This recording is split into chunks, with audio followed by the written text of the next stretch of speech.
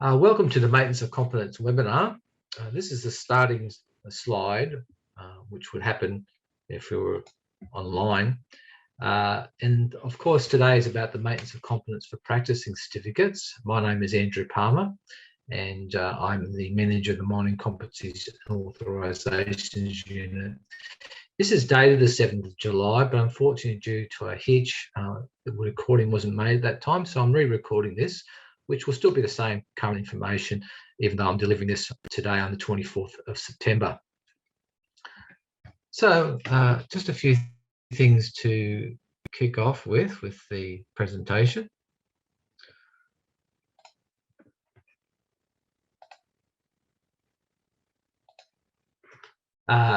Firstly, I want to acknowledge that we meet on the homelands of the Aboriginal people, and I'm meeting from the lands of the Woronora people.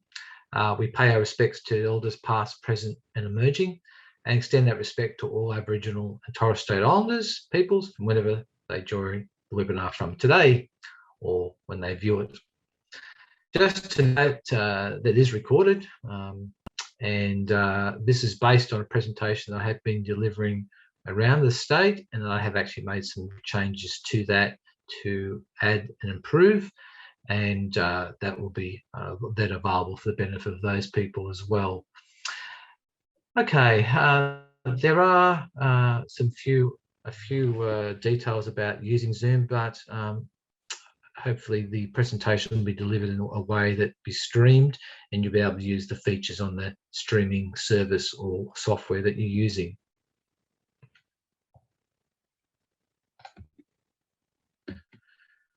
So we'll go through those quickly about how you use Zoom. The presentation overview, a timeline about what is happening with maintenance of competence and practicing certificates and checking on your progress, an overview of changes with the portal and guidance and future developments, and then finishing off with a self-assessment checklist for a sample log that I'll share with you. Unfortunately, we won't be able to ask any questions today as part of this recording. So the first slide I want to bring you to is a timeline of when we commenced our scheme in 2017 September, and people applied according to that staggered grouped approach. And by now, people, as of the 3rd September 2020, had to have a practicing certificate to practice in the function. Those who apply now, since then, have to do 20% more maintenance of competence in the first year, and that's a condition on the practicing certificate issued to them. If they did not apply within that 3-year implementation period. Back in 2017 are coming into their 3rd year of their practicing certificate. And that means by the requirements of the scheme that you must have done 1/3 of all your maintenance for competence requirements by the end of year 3 in order to still be compliant. And that means that the people then would have to do 1/3 in year 4 and 1/3 in year 5, which makes it tight, but doable. The logbook must be kept of claiming all those activities that you contribute to your maintenance of competence. You may be recording that through an app, that's fine, or using a combination of both, as long as we have a log that can be sent to the regulator in a case of an audit that can demonstrate that what you've claimed and that is eligible, and any evidence required with that as well, which you've got to require evidence for most things. There may also be audits. We've only done voluntary audits to this point, but there will be compliance audits in the near future, and we're making further announcements about that. Lastly, from 2022, people might start to renew their practicing certificate. Would suggest that they do that within 3 months of their expiry date, so they've got plenty of time to apply and get it reissued to them. That will be through our portal of the regulator, and they will simply go through and apply for renewing their practicing certificate, and a declaration is made as part of the application that they are compliant with all their conditions, including, of course, maintenance of competence. No logbook needs to be submitted at that point. but we may ask you, if we choose to provide that and have an audit at that point for compliance. And that's for 2022. Next thing I want to cover is the flyer, which I've shown extracts, and I'll walk through each of these components of it. This was a flyer that we had for the staggered approach, which showed the timelines for certain groups applying, and when they had a bonus year eligible period, when they had a grace period before they had to have a certificate. That timeline is still on our website under the practicing certificates page overview. And if you want to know those dates, then you can look up that particular web page. This flyer has now been changed to this current version to say check on progress. And the first part of it is it says, as the implementation period is complete, holders and mine operators should be checking their progress with having current practicing certificates and satisfying the conditions to continue being nominated to exercise the functions. So the first part here is about checking functions. So does individual have all the functions they exercise on their practicing certificate? Now that should be a given because we issue a suite of functions that go with you, what you're eligible for under our scheme. And it's a matter then just making sure that you as the holder have all the functions you're supposed to have on it. For example, a mining engineering manager of coal mines would also have an open cut examiner below in the secondary functions list on their practicing certificate. So one operation check to make sure they all are complete, because there can either be other functions like ventilation officer that may be applicable that should be ensured they're on that certificate. And I've made note here about the various guidance on statutory functions, and the fact sheets on practicing certificates will give you general information to assist.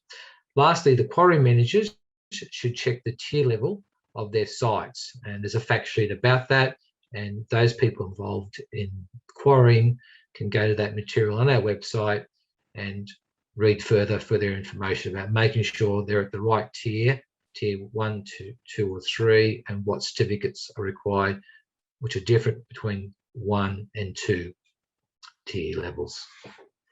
So moving along, as I said, it's available on the practice certificate page.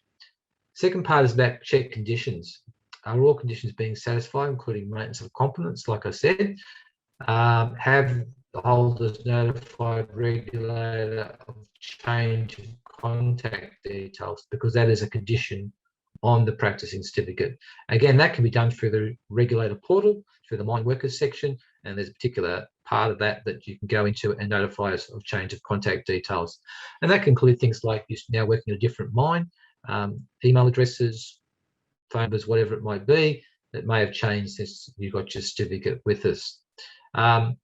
Also making note here that quarry managers tier 2 levels must have the minimum qualifications prescribed by the 1st of October 2024. Now, we do give more information about this in our small mines roadshows and other guidance on our website. So for those people who do have tier 2 quarries, they have to have a certain qualification as specified in our guidance in the Gazette, and then also on their certificate renewed or recently issued, they'll have that condition on it. Then further on, renewal. Are any holders due soon to renew their certificate? We will send out renewal notices to people to say that your certificate is due to expire approximately 3 months out from that date. But obviously, if a person hasn't maintained their email address, for example, with us, then and it bounces back, then they won't be notified. So it's important the holder and also the mine operator are making sure that people are renewing their certificate, so they elapse after 5 years, so they're renewed and still current when the person's exercising the fund at the mine. At renewal, a holder is ready for an audit, like I mentioned, including at renewal. Succession plans in place, providing for replacement of holders. And what this is, we're simply suggesting, it's no way a requirement, we're the regulator, not regulating about succession plans. about ensure that people are able to leave, they will eliminate the function and ongoing whatever it might be. And there we've got, lastly, invitations to hold address are made periodically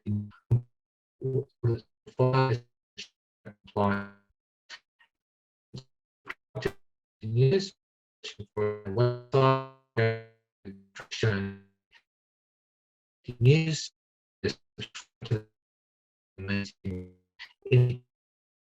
update or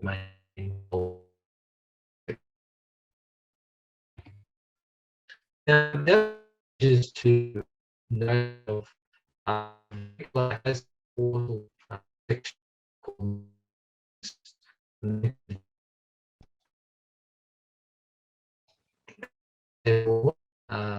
apply through that for various services.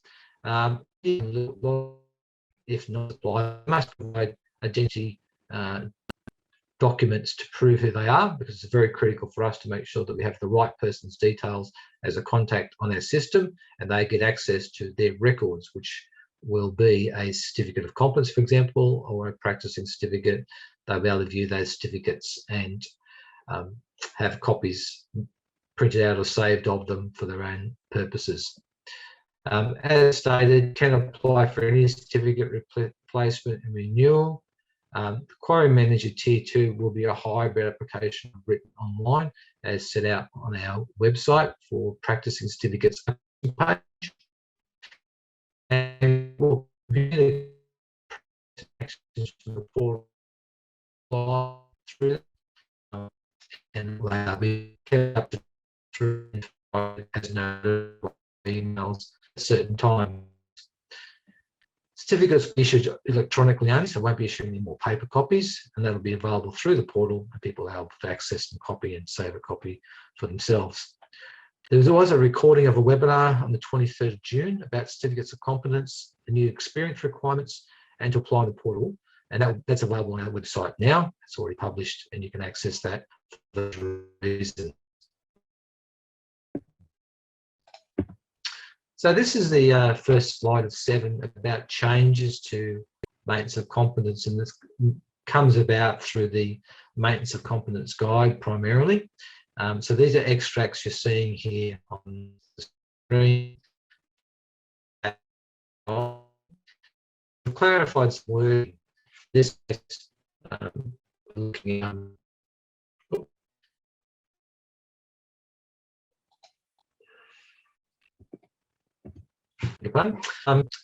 down. People have multiple functions. So what that means in practical terms is an extensive table, and you can read for yourself in the guide about this if it applies to you. So I won't spend too much time, given it's only a small minority that may be in this situation. But effectively, most people have functions on their practicing certificates in one particular engineering discipline, and therefore those people will be in these 2 top levels, and depending on whether they have those functions in one class of mine or in one class of mine but multiple disciplines. So effectively it means that you really do the highest function on your practicing certificate. So for electrical engineering manager, underground coal, they'll do 120 hours for that function, and then they have to do then the 90 hours for electrical engineer at a coal mine, which is also on their practicing certificate. Where there's 2 different engineering disciplines, then that's when your quadrants then apply, as I'm highlighting on the screen now. And effectively then you're required to do the maintenance of competence requirements for each engineering discipline. So the example here in one class of mine but multiple disciplines, mechanical engineering manager and under manager, which is a real life example, then they have to do 90 hours for under manager and 120 for mechanical engineering manager. But that's not 210 hours in total.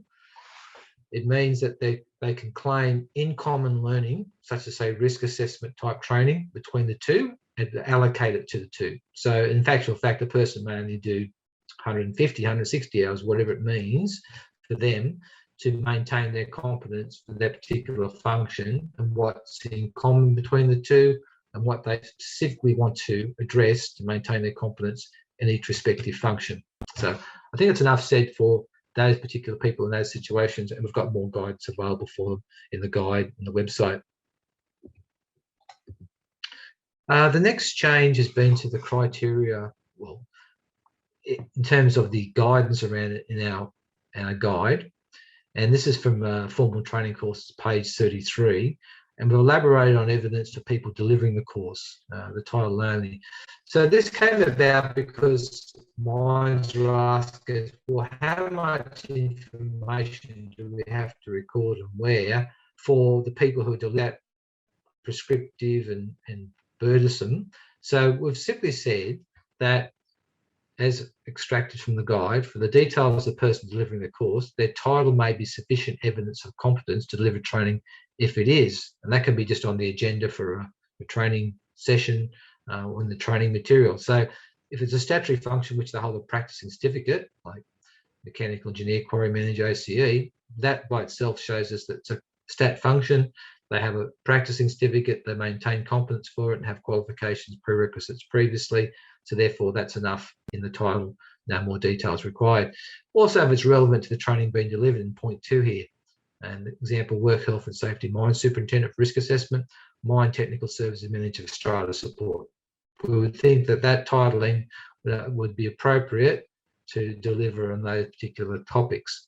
And it's coupled with the name of an organisation which can be assumed would employ people with sufficient competence, like an OEM tyre supplier. And you had a rep, sales rep or a technical advisor come and deliver a session at the mine. Those details saying Andrew Palmer for a particular tyre manufacturer brand would be sufficient for us to see that on the log and know that that person, or the evidence, I should say, the evidence that the mine provides to the person or the person's received, the agenda, the certificate, whatever the mine does, the details are sufficient if they have these basics in them.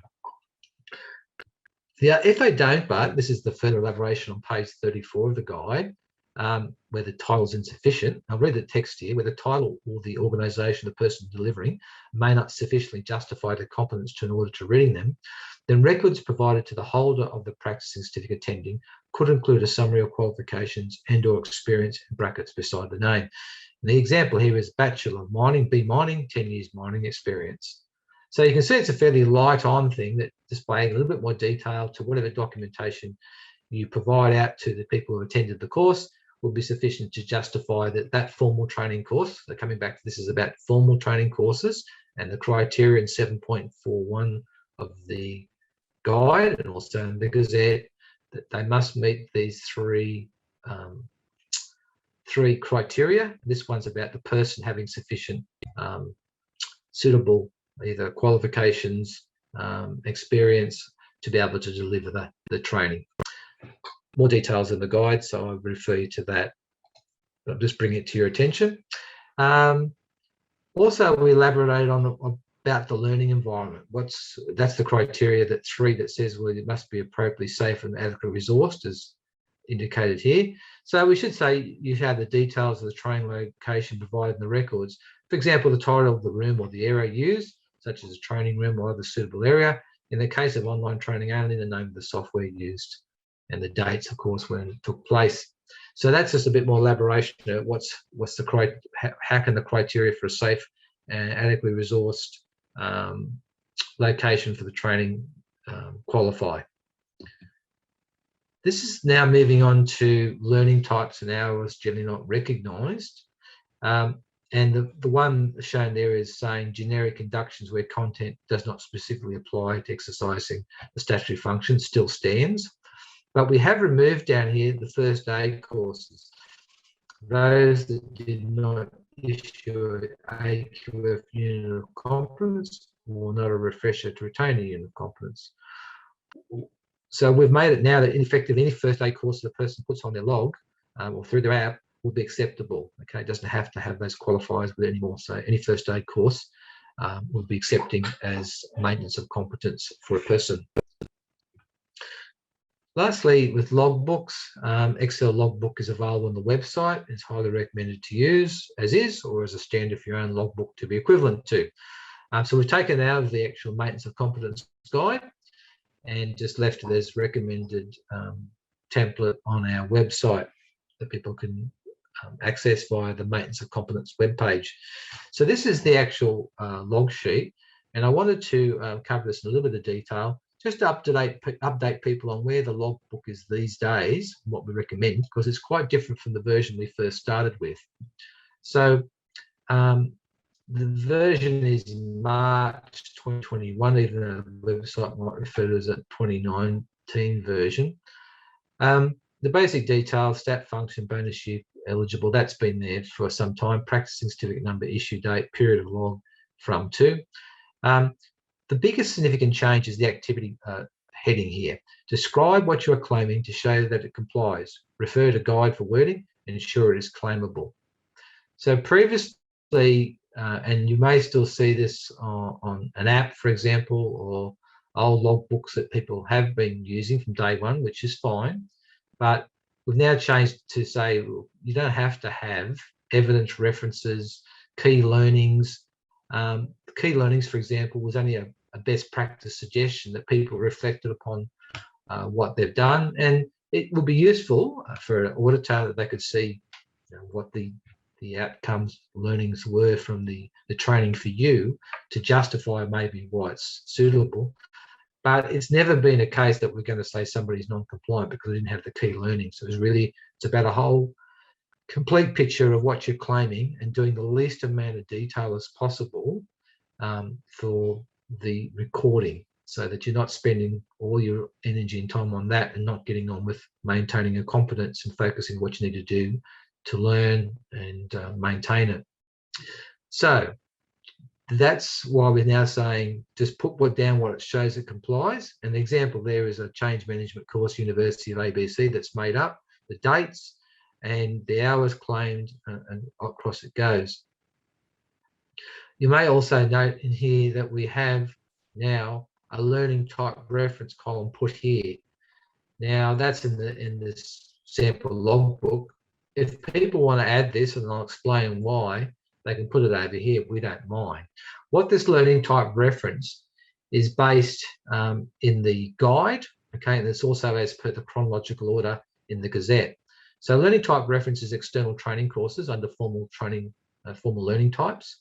And so that immediately tells, when you show that number, the auditor automatically knows what you're claiming, because it's the formal hours and it's learning type 2, external training course. So that means you can put a lot less detail into this activity description here, and it makes it very clear. Right? Now, you don't have to add this. It's purely a recommendation, but it certainly makes it very strong, your log, if you do utilize it, to communicate clearly what you're claiming and that it is eligible. Because also, part of the reason is that if you are familiar with the learning types, you're then making sure that whatever you're claiming falls within it. And otherwise, you can claim things like people claim work health and safety committee meetings. There is no learning type for that.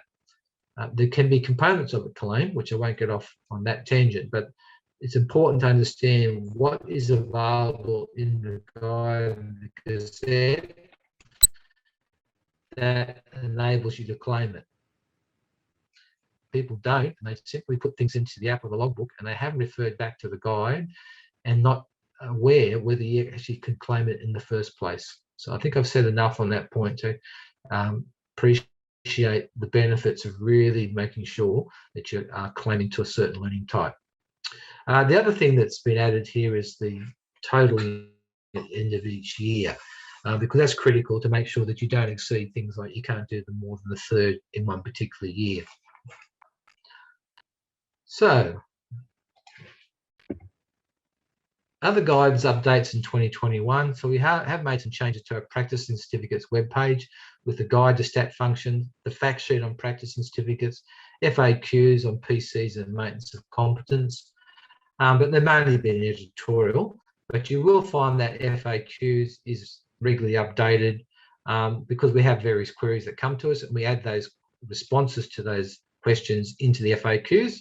So we build that FAQs up over a period of time. So a lot of the questions you may have should be already covered in that FAQs. And there's the website address if you want to access it. The application for practicing certificate page has now links to the regulator portal, and that's replacing the written application forms. Now, the only exception is the Quarry Manager Tier 2, which is a hybrid. So you have a supporting written application form that you fill out. You then submit that online with your remainder of the application details. That makes it faster, more streamlined, because we're putting it all through the portal. Again, the address there is shown for that particular page. I'll make note if we change screens that we are making a substantial upgrade to the website. So you'll see some improvements with the layout of the website and the contents in the near future. The Maintenance of Competence webpage has a paragraph about dispensation for COVID-19, which is 20% across all requirements, as indicated here. So this is an extract from the paragraph on the Maintenance of Competence page. And I've highlighted those tasks particularly important. That anybody who held a practicing certificate between 1st of April 2020 and 31st of March 2021 will be subject to this 20% discount on their requirements. Even for one day, it'll still be eligible because you're affected around that time with COVID. So that means, as it restates here, you meet 80% of your maintenance of competence requirements during the 5-year period. And we just build that, and I'll show you over the page now. And I'll just finish off to say it applies to total earning hours and anything calculated from it. So an example I'm showing here is a deputy. You have the requirement types in the first column, a current amount in the second, dispensation amount in the third, what's changed, and any notes to clarify what's happening here. So for example, total hours 60, dispensation amount is 48, so it's reduced by 20%. And so it goes on throughout the different requirements. A third of the total maximum in a year, dispensation amount is you can do 16 in a year. The learning type limits, they haven't changed because we didn't want to make it more difficult for people with that. So that's for dispensation for COVID. Other things to note is we're liaising with stakeholders about maintenance of competence. So Coal Services reached out to us about input on compliance with their app, and we've seen that the burner graphs on total hours compliance and formal and informal only are some of the measures that you need to look at. Other things are like areas of competence and whether you're meeting all the requirements there. And they're looking to address data issues for a complete log sheet to be submitted to us. Clarifying issues like bonus year, that it calculates that 6th year if you're eligible for that you applied in the bonus year period and can claim the 12 months prior to the date of issue on your practicing certificates, and also allowing for COVID dispensation and making data generally available as information for the industry as we move through our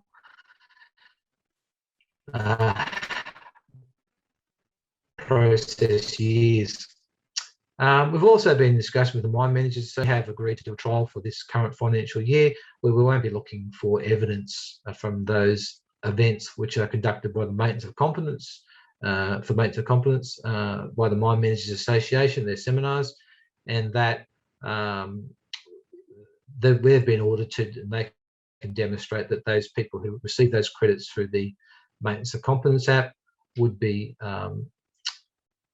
confirmed by them, and therefore we don't need to have evidence that that person has attended that event. For those people who are using the app, and that can be pushed through the app and be submitted by them.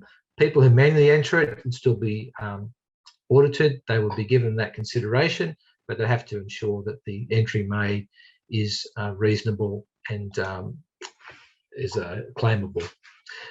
The auditing program, we haven't progressed much of that recently with voluntary auditing, but we have refined our auditing process to be less resource intensive. So we basically ask the person for a logbook Then we ask them for 4 items to give us evidence for. We pick out, and then we do the audit, and then we send the report back to the person.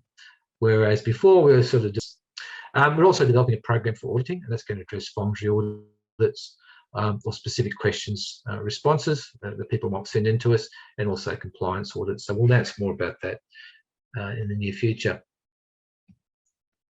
Future developments, as I said, for this information auditing program.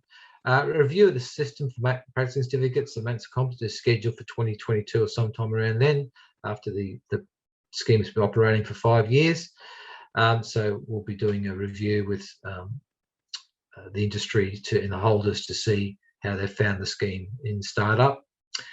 Also, Queensland is still considering developing a scheme consistent with New South Wales, and they've progressed that along now. So there's some consultation going on, I understand, in Queensland, and they've indicated they'll be consistent with us in terms of what they're requiring and what we're requiring for maintenance of competence.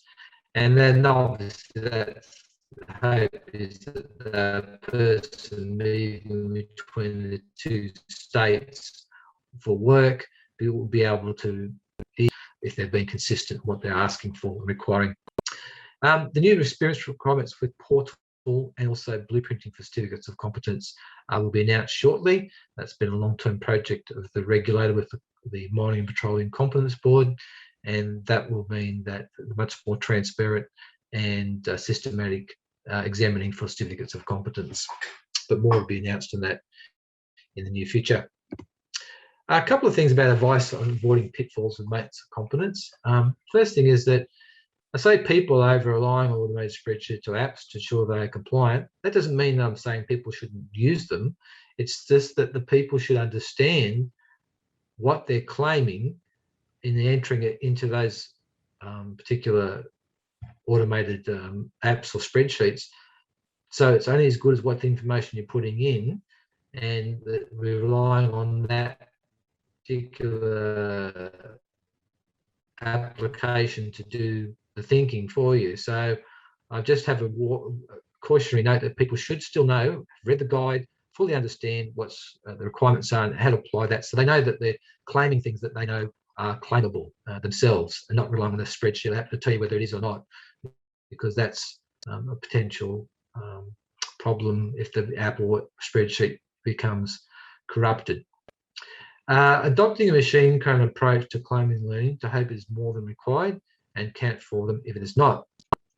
So obviously that if a person has a log with lots of activities claimed in it, that could be appreciated for what it is.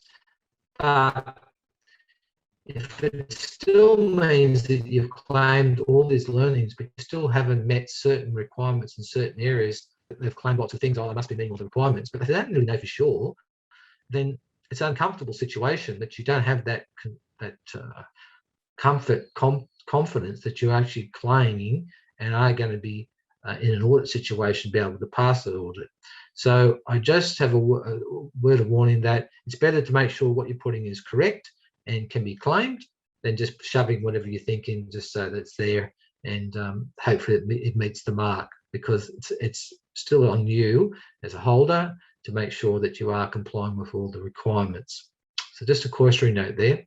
And lastly, the resources regulator is responsible for ensuring people get over the line for complying and available to practice. So our part in this obviously is to regulate, and we're, as our functions under the Act, as a regulator, that we are obviously to provide advice, information, and also making sure that people then comply with the requirements. So our role is that, and if people are unable to meet the requirements, despite all those things we're doing, including this guidance and this webinar, which I have done on several occasions now, recorded and available on our website, then that's, people have to accept that that's their responsibility and not the responsibility of the regulator. So I'm now going to move on to the sample logbook. So this here is a sample of a checklist that we are going to release. We're just been fine-tuning some things. And so this will enable a person, as it says, and this is the instruction part of it, to be able to do a self-assessment checklist and check themselves to see whether they're complying with the requirements. We use this checklist in a form in our own auditing that we've done to date. So this is giving you insight into what we're doing and looking for in audits. And while it's not the same, pretty well you can take it off as a beneficial self-assessment that you can do for yourself. So we'll announce when we make that available on our website. But to overview it, effectively, it has identifying details about whether you've got that on your log, the completeness of the log, managing progress each year, compliance at time of audit or end of certificate, and your contact details are up to date. So this is an example of a log that was submitted to us, and that's, as you can see, it's fairly raw in how it's presented. And still, we did a voluntary audit with the person, and effectively they still come out with a good outcome in terms of that voluntary audit on a whole. But this is what happens when you download it from the app in this case, and then present in the log. So obviously, what we're wanting to look at today is that whatever you get as an output, that you make sure that you've read through it, set it out in a way that you're confident and clear that that is you and you're complying with the scheme requirements as best you know, and that's submitted to the regulator. I'm not about here to try to make it easy for ourselves as the regulator to put all these things in. Again, it's the bare minimum that you need to put in to make sure you can demonstrate compliance. So we're going to have a look at this today and how it could be that you could turn this around into a logbook that's going to show to the regulator that you're compliant. So I'm now going to refer to the self-assessment checklist and go through each of the sections of it. So I'm going to jump over into a spreadsheet, and then I'll come back to the logbook to share the rest of the learnings from that. So this is the sample logbook that I wanted to share with you today, and I'll just go across the worksheet. So that was the instructions that you should be seeing now. And from there, you can see a summary of types of learning. So this is taken out of the guide, and the different learning types, formal learning types shown over here, and the numbering, the title, and the eligibility, whether there's any restrictions. I've actually color-coded it yellow. If anything that's only got a maximum of 4 hours can be claimed each year from the date of issue of the certificate as stated. So that's good to note that. That's why they're highlighted in yellow, because it's important that people comply with that each year. So for example, reading, okay, no evidence required, but actually up to 4 hours per year, okay, you can claim. So you can't claim 6 hours in a particular given year. So good to have that as a quick ready reference. And I certainly will acknowledge the source of that. But I've seen some mine sites that the training staff have been supporting their people with a bit of a ready reckon like this. And the next thing I'll be adding to is evidence.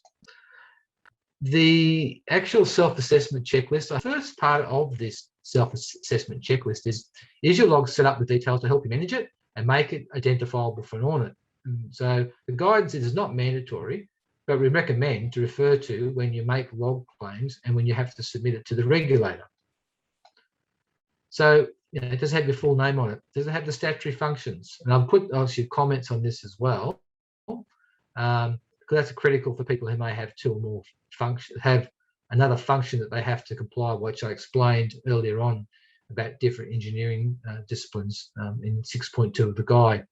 Yeah, you got your practising certificate number. We'll be verifying your certificate against your records. But obviously, and I know these people will always cringe that John Smith, for example, was always going to be a bit challenged because there could be multiple types of John Smiths in records.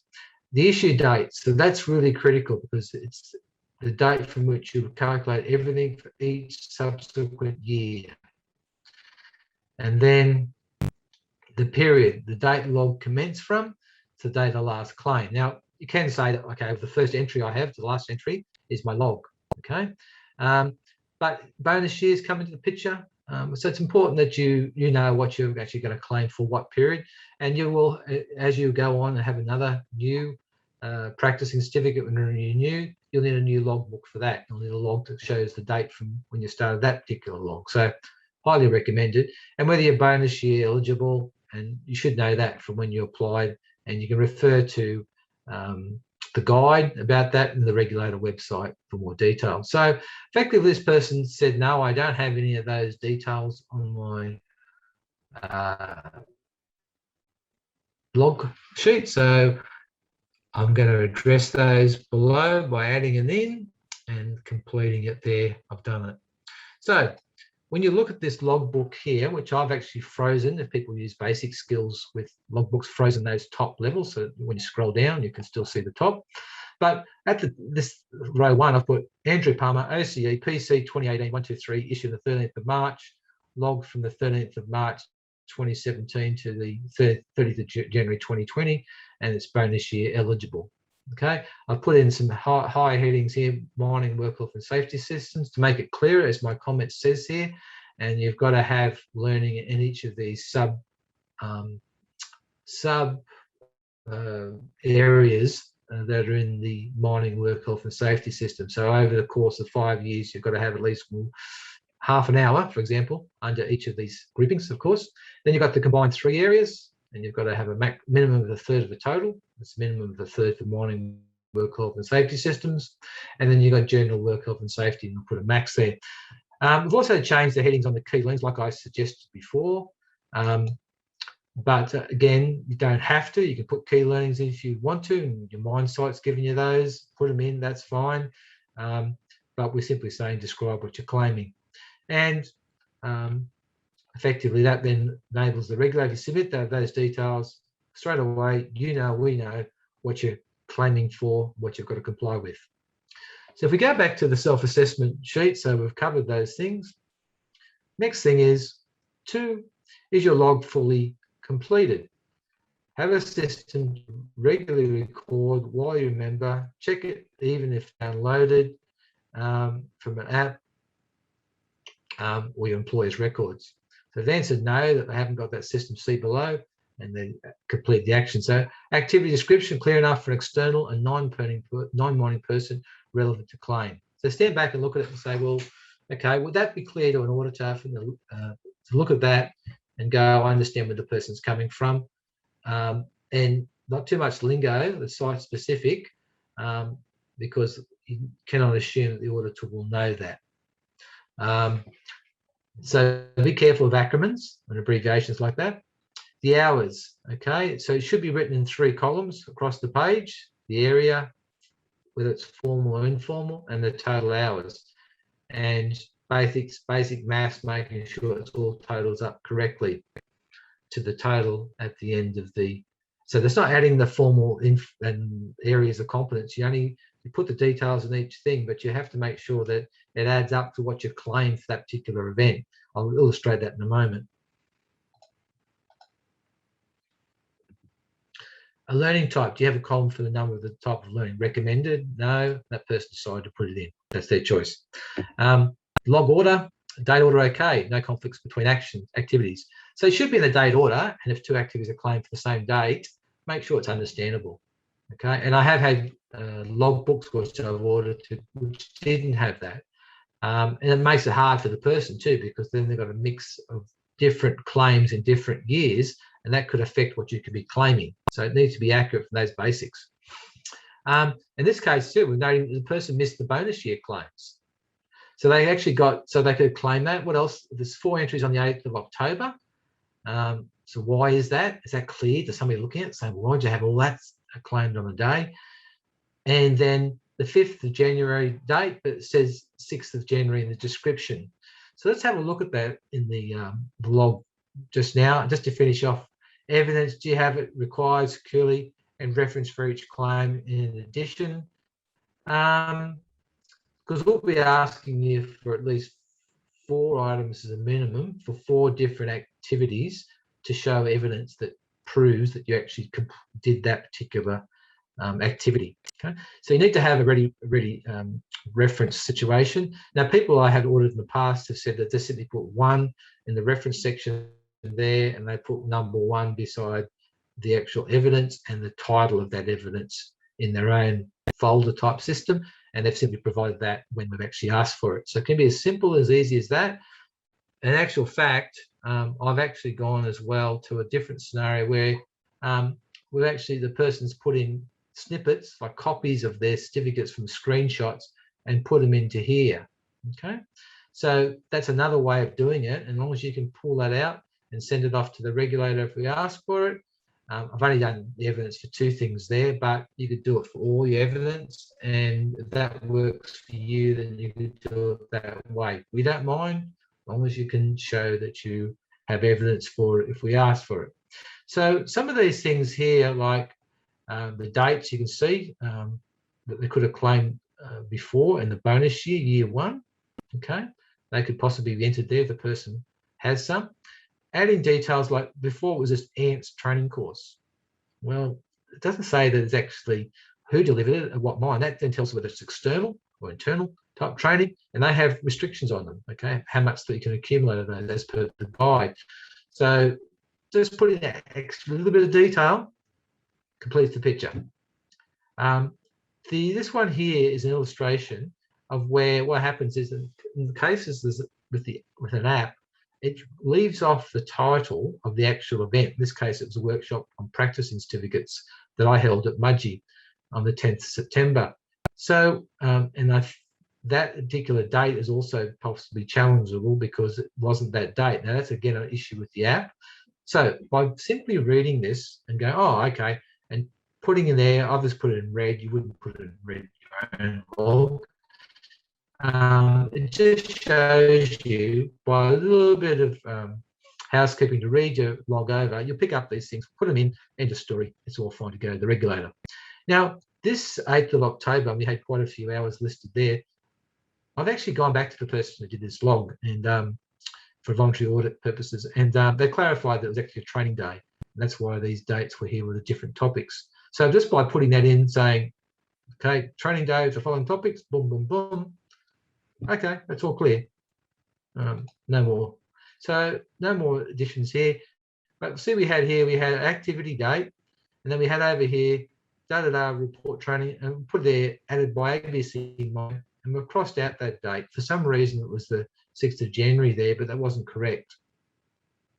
So it's a case of doing those basic checks and making sure that these numbers here, as it goes off what you're claiming, okay, fits with what's the total claim. Now we had a QR code for this, so this should be all loaded for the person if they use the app. But you can see here, for example, this other line here with the ABC coal, stop work mean was training. So there's put there, it's claimed under general work health and safety topics, that's fine. Then you put 4 hours, so that was missing.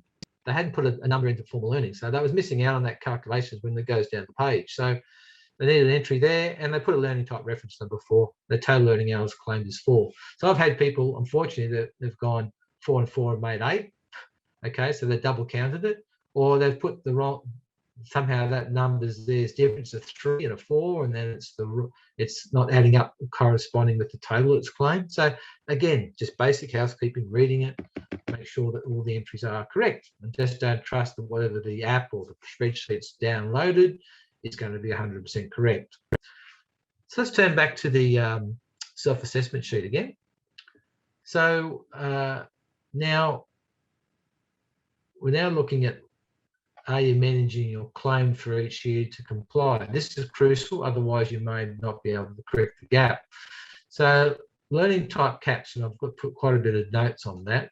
Are you managing a maximum hours for each types per year or total by an app? Claim 0 if it's over. So those who use apps will understand that happens. Specific column, e.g. formal conferences. So that's a rule that 50% of total formal learning hours rule. So you can't claim more than 50% of your total formal learning hours on formal conferences, forums, whatever it's called. It's formal learning type 1. So it's important. You can actually add columns yourself, and some of the apps do actually add columns for that. And cell comments, so e.g. claim 1 of year 2, 2 hours, sorry.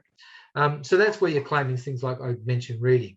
You might just, for your own purposes, put a comment on the cell saying, oh, that's the first claim, I claimed 2 hours, and the second claim, I do 2 hours, whatever it is. So you've got a running tally of how you're going to track how much you're claiming for each. It's as least complicated, as easy for you as possible, that enables you to ensure that you actually are complying. All right.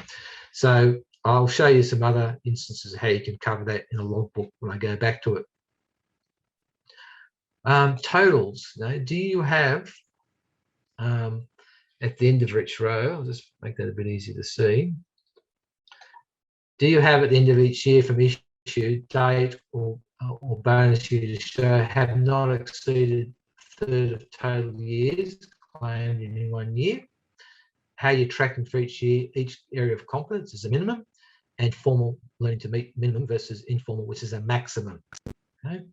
And then multiple functions, you have separate worksheets, the highest function of discipline, like we've indicated before. It doesn't apply in this case, it's only an ACE. And a safety factor. Now, have you allowed for an activity to be rejected so you still comply? So I'm putting to people that 10%, could be 5%, whatever it is. But for example, if you're required, you're doing an OCEs and you've got to do at least 20 hours out of 60, a third is on formal learning. Now, if you only claim the exact 20 hours over the 5 years, and then you get audited, and the auditor says, well, no, that's actually one of those formal learning you claimed is not claimable under formal learning. It's an error. It's informal. Then you're technically then non-compliant. So what I'm suggesting is even if you just had 2 hours, 10% is 2 hours, 2 hours more claimed of a formal learning type, so that if it does get rejected, you still got a little bit of a factor. And I know this is a big thing with any type of risk, is ensuring that your controls are enough that you can meet it and surpass it in any situation. So in this case, it's about having a safety factor. So utilize that in your logs, and I'll show you how you can do that easily enough. So if we go to the logbook, so what I've added here is some lines, and I'm no spreadsheet guru by any particular measure, but the total areas of competence to date. And that's showing 3 hours for mining, work, health and safety at this point, and then 18.8 for the combined 3, and then general is 7. That's a maximum, so it doesn't have to be anything. It can be 0, but these are minimums of the total hours. Okay, minimum of a third of combined 3. And then you've got the totals for formal learning over here.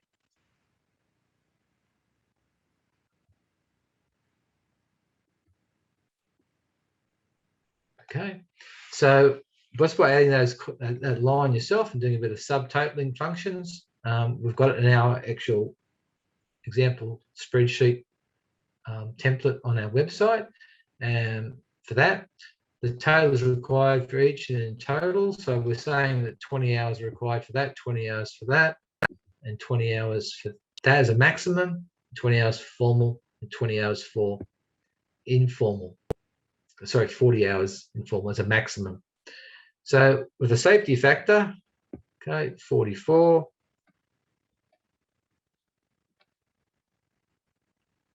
And 22 for the learning types, okay, and 22 for that one. So that's give you a 10% factor. So this is the amount left to claim. Basic calculation 19, 3.2. So they're doing pretty well with this combined 3 areas. But a little bit more to go with the mining, work health and safety systems. And as far as the maximum, that's fine. We're not saying you have to do more. But it's a maximum of a third of total hours, 20 in the case of ACEs. And formal learning hours, they've got actually a deficit of they're over the amount actually, so they've got more than enough for it. It's probably more the informal which I haven't done the calculation there for, apologies. But effectively, in that case there, but I wouldn't say you have to go above it because it's a maximum. So in actual fact, that should be left at 40. Just noticed my error in that example. And so there's nothing to be gained by doing more informal, only apart from trying to meet your other requirements over here for areas of learning types.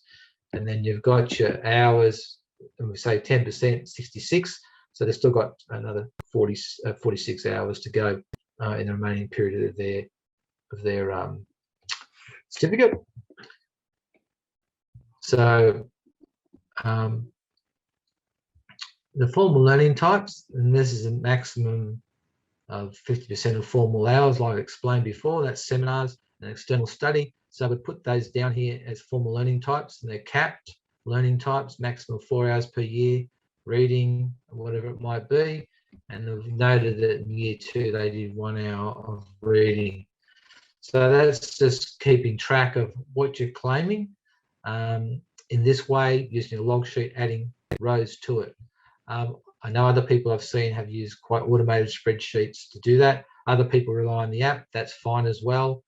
You just may want to, for your own purposes, so you can see that, okay, the app's giving me these outputs, but what does that mean in terms of, am I compliant? Do I need to do anything else? Have a safety factor, whatever it is, to make sure that you are claiming only what you're supposed to claim. So these are suggested ways that you can adapt log sheets, hours included, to be able to make sure that you're complying on all those fronts. And you don't have to have this exactly as it is. I've just made you a version that's very easy. I've made up that you can utilize for your purposes to make additional items on your log sheet. So let's go back to finish off the self-assessment, because a couple of things. And I've already covered about the areas of learning. It's a minimum of a third for work health and safety systems and so on. So I've already covered that in my previous, going back to the formal, informal, maximum, minimums, formal, maximums, informal. And this is just noting. And then you've got the safety factor, the evidence. So we've covered that. Lastly, are your contact details up to date with the regulator? All right. And the person said no, and they went into the regulator portal and they updated their details as notified to us. So that's the self-assessment checklist. As I said, it will be released when we're ready to do that, hopefully be shortly. But this gives you some idea of the sorts of things you should be looking at when you're going through your log sheet. So I'll just go back now to the PowerPoint presentation. And some of the things we learned from the pilot checklist and the sessions I've held already. And saying to practicing certificate holders and those who support them, must have a log sheet readily available for an audit that shows compliance. How you do it, through an app or a spreadsheet or combination, is up to you to achieve that.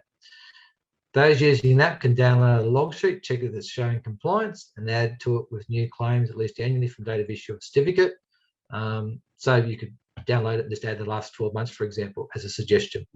People using a spreadsheet only, beg your pardon, should make sure it's up to date annually from issue date and consider a new version of a recommended logbook. So keep across what we're recommending, because we make improvements, changes as we go, as we find. So that's obviously a benefit to you if you want to take up those changes with our particular templates. But you don't have to, but it's there for your benefit if you want to utilize it. Number 4, add and complete a self-assessment checklist for logging a website when it becomes available, and then annually or when requested for an audit. And 5th, consider making changes to your log sheet and live the sample log sheet and complete a self-assessment checklist when they become available on the website, which is also what is to be done. So we finished off by asking questions of people. But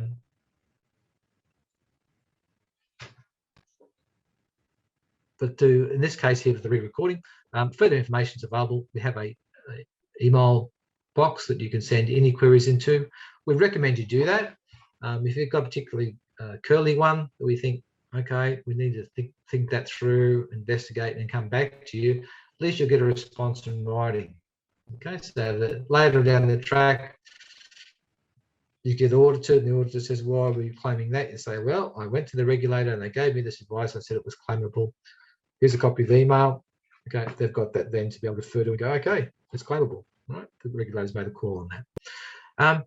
We can also ring on these numbers if you want to discuss things generally, or through our 1300 number as well, the Central Assessment Unit, which has options to go directly to my unit, mining competences and authorisations.